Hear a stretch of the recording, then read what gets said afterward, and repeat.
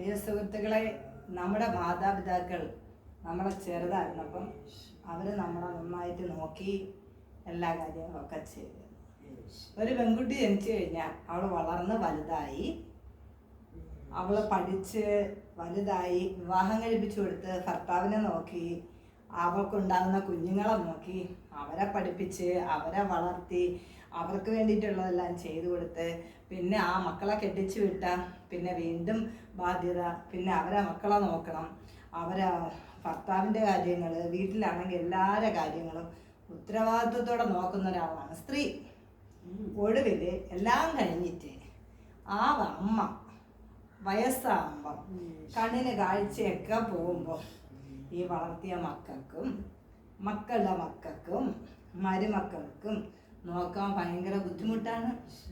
അപ്പോൾ അവർ ചിന്തിക്കുന്നു, അയ്യോ എനിക്ക് ജോലിക്ക് പോകണം, എനിക്ക് പബ്ലിക് മീറ്റിങ്ങുകൾക്ക് പോകണം, എൻ്റെ ഭർത്താവിൻ്റെ കാര്യം നോക്കണം, എനിക്ക് എൻ്റെ മക്കളെ കാര്യം നോക്കണം, പിന്നെ ഞാൻ എങ്ങനെയാണ് അമ്മയുടെ കാര്യം നോക്കുന്നതെന്ന്. പക്ഷേ എന്നെ കേൾക്കുന്ന നിങ്ങൾ മനസ്സിലാക്കാനുള്ളൊരു കാര്യമുണ്ട്, നാളെ നമ്മളും ഇതേ അവസ്ഥയിലെത്തും, അല്ലേ? അപ്പം എന്തെന്ന് പണ്ടത്തെ ചൊല്ലെന്തെന്നാണ്, പഴുത്ത പ്ലാവിലെ വീഴുമ്പം ഉറച്ചു പറയും, പഴുത്ത പ്ലാവിലെ വീഴുമ്പം പച്ച പ്ലാവിലെ ചിരിക്കും. പച്ച പ്ലാവിലെ ചിരിക്കും. നാളെ നമ്മളെ അവസ്ഥ ഇതാണെന്ന് ആരും ചിന്തിക്കുന്നില്ല. എത്ര തിരക്കാണെങ്കിലും നമ്മൾ അമ്മമാരെ ശുശ്രൂഷിക്കാനും അവരെ കുളിപ്പിക്കാനും അവരുടെ കാര്യങ്ങളെല്ലാം നോക്കാനായിട്ട് നമ്മൾ സമയം കണ്ടെത്തണം. സമയം കണ്ടെത്തിയില്ലെങ്കിൽ ദൈവം ഇതിനെല്ലാം നമ്മളടുത്ത് കണക്ക് ചോദിക്കും.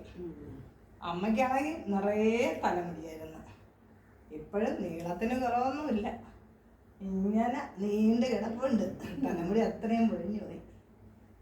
ബൈബിളിൽ സഭാപ്രസംഗം പറയുമ്പോൾ തുള്ളനിടഞ്ഞ് നടക്കും. അമ്മ ചോദിക്കും, തലമുടിയെല്ലാം വെളുത്താ മക്കളെ, തലയിലെ പേര് വെളുത്താ?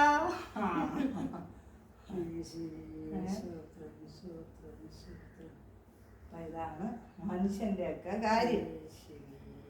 അപ്പൊ കണ്ണിന് കാഴ്ച കുറവ്, ശാരീരികമായിട്ടുള്ള ബുദ്ധിമുട്ടുകൾ, അപ്പോൾ സങ്കടം വരും. അയ്യോ എനിക്ക് അഴിച്ചെടുക്കാൻ വയ്യ, എനിക്ക് തീരെ വയ്യ,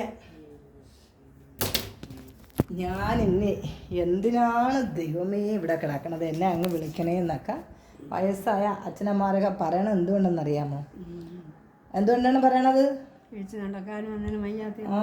നടക്കാനൊന്നും വയ്യ. അപ്പോൾ സങ്കടമൊക്കെ വരും.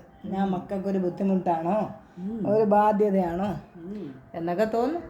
പക്ഷെ നമുക്ക് ബുദ്ധിമുട്ടാണ് അല്ല, നമുക്ക് അവരൊരു ബാധ്യതയാണ് അല്ല. അപ്പോൾ എൻ്റെ പ്രിയ സുഹൃത്തുക്കളെല്ലാവരും നമ്മളെ മാതാപിതാക്കൾ വയസ്സായാൽ അവരെ ശുശ്രൂഷിക്കുക, അവരെ സ്നേഹിക്കുക, അവരെ നോക്കുക. ഇതുപോലെ ആഴ്ചയിൽ 2-3 പ്രാവശ്യമൊക്കെ വന്ന് അമ്മ ഇങ്ങനെ സ്നേഹിക്കണം, നോക്കണം, അവരുടെ കാര്യങ്ങളൊക്കെ നോക്കണം. അവരെ കയ്യൊക്കെ ഇങ്ങനെ തൊലിയൊക്കെ ഇങ്ങനെ ഇരിക്കുന്ന ഒക്കെ ഇങ്ങനെ തടയി കൊടുക്കണം.